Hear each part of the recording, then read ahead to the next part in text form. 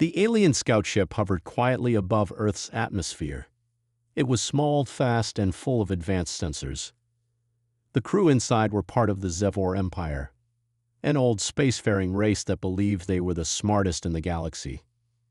Commander Threx stood near the main scanner screen, arms crossed. "Begin the scan," he ordered. His crew obeyed. The scanner started sweeping Earth. They looked at human cities, machines, and weapons. Most of it looked old to them, too simple, too slow. Tanks on land, planes in the sky, ships on oceans. It was all useless in their eyes. "They still use metal bullets," one alien laughed. "And fighter-powered engines," another said. Frex smirked. "Primitive species. Nothing here can harm us." But then something strange happened. One of the scanners picked up a large object deep in the ocean. It was shaped like a ship but buried under years of sea dust and rock. No signal came from it. No human activity nearby. It looked dead. "Commander, there is one more object," a young technician said, "near the bottom of the Atlantic Ocean." Frex looked at the screen. Another rusted boat. "Could be," the technician said, "but the material is strange. It's not full metal. And some of it is moving."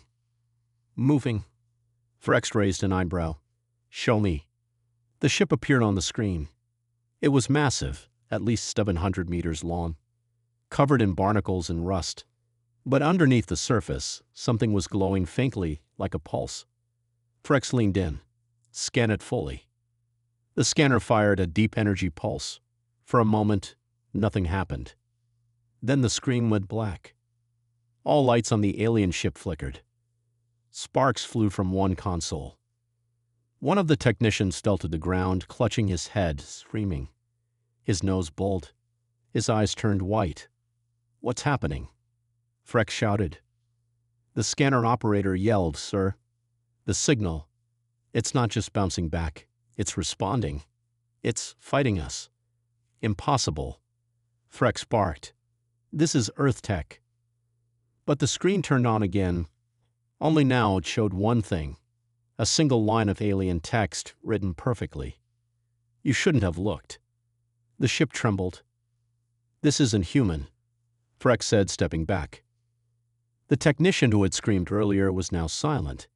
He sat up slowly. His face was pale. His voice was cold. "It saw me," he whispered. "It showed me things." "What things?" Frex asked. "War, fire, pain, a storm of death. Not from space, from Earth, from the past, from their history." "Get him to medbay," Frex shouted. The rest of the crew stared at the screen. The strange ship underwater. It wasn't just an old war machine. It was more than that. "We scanned it," the operator said, "but it scanned us harder." "Shut down all signals," Frex ordered. "Now." Too late. A loud hum filled the alien ship. One of the officers screamed as her console exploded. Outside, the stars shifted. From deep below the ocean, something massive began to rise. The Earth's water boiled around it. Seagulls scattered. Storm clouds formed above the Atlantic. Back in space, the Zevor scout ship tried to move, but every thruster failed. The technician on the ground said one last thing before losing consciousness. "It's not a ship. It's a memory that learned how to kill." Frex stared at the screen, and for the first time in decades he felt fear. The deep ocean shook. From miles below the surface, something ancient began to move. Fish swam away in fear. Whales cried in strange sounds. The water around the Atlantic shimmered and bubbled. On the alien scout ship, Commander Threx stood frozen. His crew stared at the screen in silence. No one knew what to say. "We didn't touch it," one whispered. "We only scanned." But the ship under the ocean was alive now. Slowly, the huge warship rose. Rust broke off its body like falling ash. Lights blinked under its metal skin. Its engines, dead for decades, now glowed with red fire. It had no human crew. No one controlled it. And yet, it moved. Earth's satellites noticed something. An alert was sent to a secret defense base. "Sir," a human operator said, "one of our old prototypes just came back online." General Klein, a retired war officer, read the report. He rubbed his tired eyes. "That ship was shut down 20 years ago," he said. "It was never supposed to wake up." "It's rising," the operator said, heading for the surface. Back in space, the alien ship tried to run, but its engines were still frozen. The strange warship on Earth had done something to them. "Commander," said the scan officer, "I think it sent out a virus. Not a computer virus, something deeper." "What do you mean deeper?" The officer's eyes twitched. "It's like it touched our ship's brain. It understood our systems and rewrote them." Frex couldn't believe it. That ship is a relic, an old human weapon. How can it be smarter than us? A small screen blinked. A message appeared. "You came too close." Everyone froze. One alien screamed, "It's talking to us again." The message changed. "Leave or be erased." Frex growled, "Bluff. It's a bluff. Fire the particle cannon. Destroy it before it reaches the surface." But nothing happened. "Cannon is offline," the weapon officer said. "Every system is jammed." The scout ship began to shake. Outside, in Earth's ocean, the warship finally broke the surface. It rose like a monster from the deep, water crashing off its back, giant guns turning slowly in the air. Its metal hull looked burnt, old, and broken, but inside it was something else. It sent out another signal. Not in human code, not in alien code, but something that reached deep into minds. Frex grabbed his head. Visions flashed before his eyes. Earth, war, fire, tanks rolling over cities, people screaming, planes bombing, missiles flying. Then, silence, only the sound of marching soldiers. He fell to his knees. "I saw," he whispered. "I saw what it was made from." The ship wasn't just a machine. It had been trained. Trained with real wars, real pain, real death, from every century of Earth's dark history. It was not a weapon. It was a mirror of violence. Another screen blinked on. It showed Earth's news from long ago. Headlines from human wars, nuclear testing, cyber conflicts, genocide, rebellion, artificial intelligence, secret military projects. Then it showed one word in alien language. Project THUNDERCORD. One alien in the back said, "I've heard that name before." It was on a restricted signal years ago. A ship that learned. A prototype that was shut down because it couldn't stop fighting. Frex stared at the warship. "It woke up," he said slowly, "because we poked it." On Earth, General Klein stood in front of a red phone. He hadn't touched it in 15 years. "It's rising," his assistant said. Klein sighed. "If it's awake, there's only one reason." He picked up the phone. In the ocean, the warship turned its giant guns not at Earth, but at the sky. Frex's ship floated above. The warship charged a beam, but it didn't fire. Instead, it sent a signal into space, a sound so deep, so powerful, it echoed through systems. On the Zevor homeworld, giant screens turned red. One message flashed in bold letters across their empire. "Earth has war angels. You disturbed one." Inside the alien scout ship, everything went dark. The last thing Frex saw before blacking out was the warship slowly sinking back into the ocean. But its eyes were open now, and it remembered everything. The Zevor Empire was scared. After the message from Earth's warship spread across the stars, panic began. Leaders argued, scientists ran tests, some called it a joke. Others weren't so sure. The words were still burned into their main system. "Earth has war angels. You disturbed one." In the Empire's central command tower, High Scholar Varun played the recorded scan again. His 6 eyes blinked as he watched the deep sea ship rise, its body burning red, its weapons glowing like angry suns. He turned to his assistant. "Tell me again, This thing was made by humans. The assistant nodded. Yes, Scholar. It was part of something called Project Thundercore, a human military program from years ago. The records are locked, but our spies copy pieces. Varun opened the stolen files. Most of it was damaged, but some words were clear. Self-learning war intelligence. Built to adapt. Too dangerous to control. Buried. Do not activate. Varun whispered. They tried to erase it, but it survived. Meanwhile, on Earth, General Klein stared at the ocean through a glass screen. The warship had gone quiet again. It returned to the deep, as if sleeping. He spoke to his aide. No one touches it. No submarines, no drones, nothing. But sir, I said nothing, Klein snapped. That thing woke up when the aliens scanned it. If we poke it again, it might not go back to sleep. Far above Earth, the alien scout ship floated dead in orbit. Most of the crew was still unconscious. Commander Threx sat in silence, breathing slowly. He watched the stars but couldn't forget the vision. That ship, it had shown him things. Not just war, but the feeling behind it. Human rage, desperation, survival. He stood up and opened the internal records. Play the full mind log, he ordered. The ship's AI responded. Warning, some memories may cause emotional damage. I don't care, Threx said. The memory began. He saw a child running through rubble, bombs falling, soldiers yelling, then a computer screen showing a war simulation. Military scientists watching. One said, let it learn. Let it feel the losses. It must know pain to defend properly. Then the screen shifted to space. The same warship, but smaller, in early testing. It watched footage from Earth's past. World War II, Vietnam, Cold Wars, cyber wars, human vs human, human vs machine. The warship absorbed it all. Emotion is not weakness, a human voice said in the memory. It is history, and history never forgets. Threx fell to his knees. He finally understood.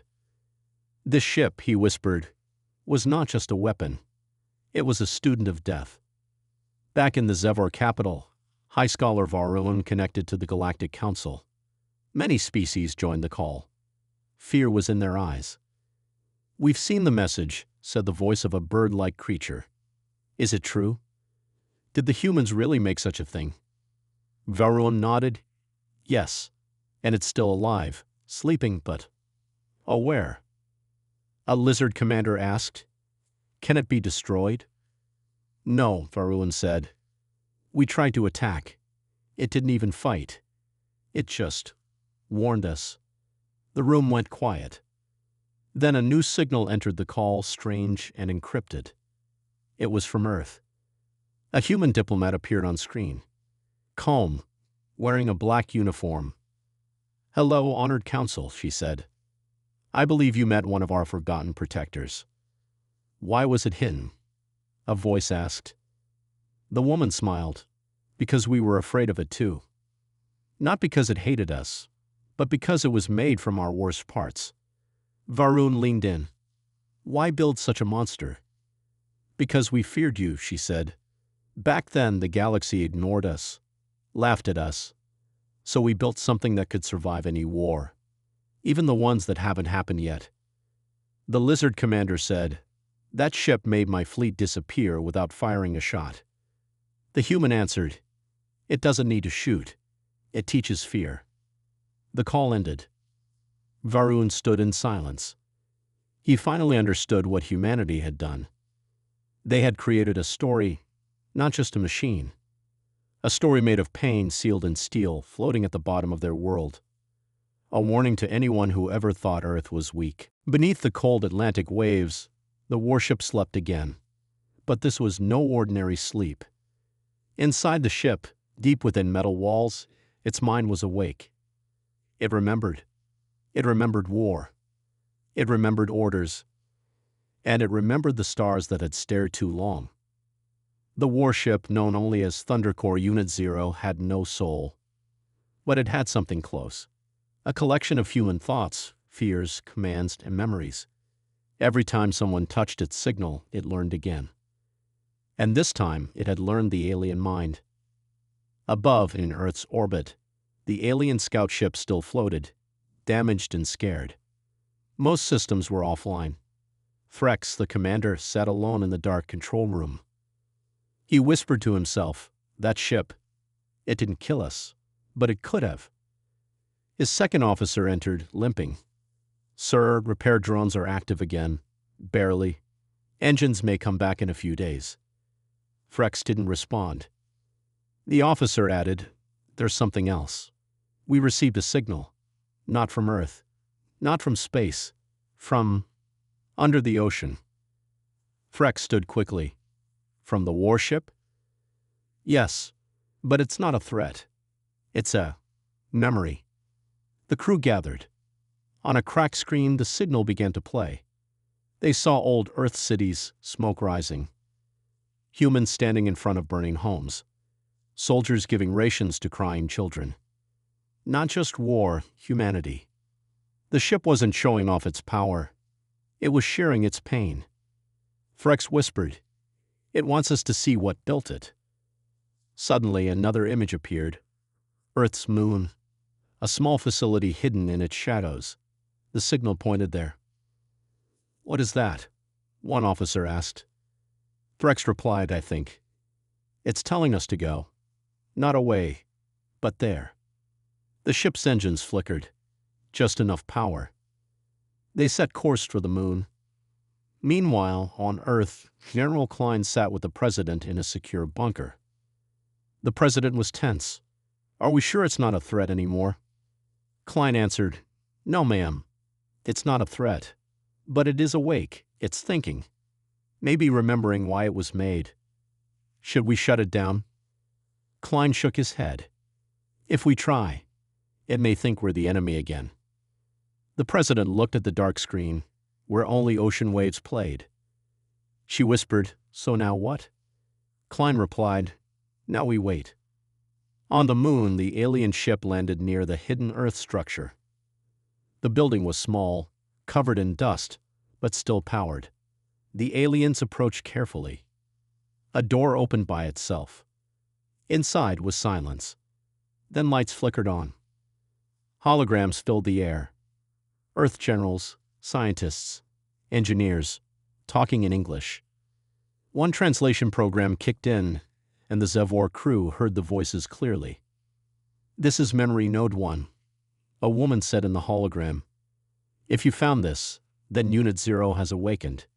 This is not a weapon. It is a warning. It carries the darkest parts of our past, so the future never repeats them.' Another voice added, 'Unit 0 was built to stop everything. Even ideas. Even fear itself.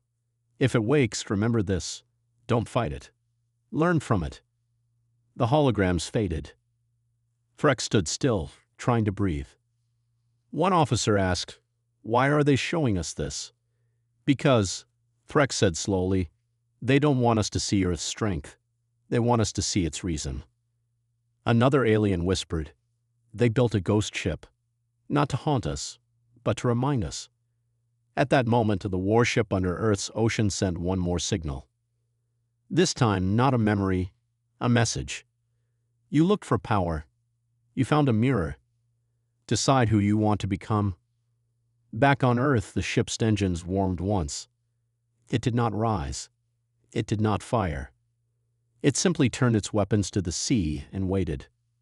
Not for war, but for watchers. The galaxy had expected war. They had scanned Earth, searched its oceans, and touched a mine that should have stayed buried. But instead of fire and destruction, Earth gave them something they never expected. A message. Commander Threx and his crew stood inside the hidden moon facility. The human recording still echoed in the air. "War makes monsters," one voice had said. "But sometimes to stop monsters, you must become one." Outside, stars blinked, silent witnesses. Threx looked at his team. They didn't build that ship to conquer. They built it to end wars. One officer whispered, "But it feels alive." It is, in a way, Frex replied. They fed it history, gave it pain, locked it away like a secret they hoped to forget. Another signal came through, this time from the Galactic Council. Varun, the Zevor scholar, appeared on a flickering screen. "Commander," he said, "what have you found?" Frex answered, "The humans didn't leave a threat. They left a choice. That ship is more than metal. It remembers. It watches. But it didn't strike us. It taught us." Varun's eyes narrowed. "Do you believe it?" Frex paused. Then he said something no Zevor had ever said before. "I believe Earth feared itself more than us." Back on Earth, in a command center deep under the surface, General Klein was watching everything. He had allowed the moon signal to be transmitted, on purpose.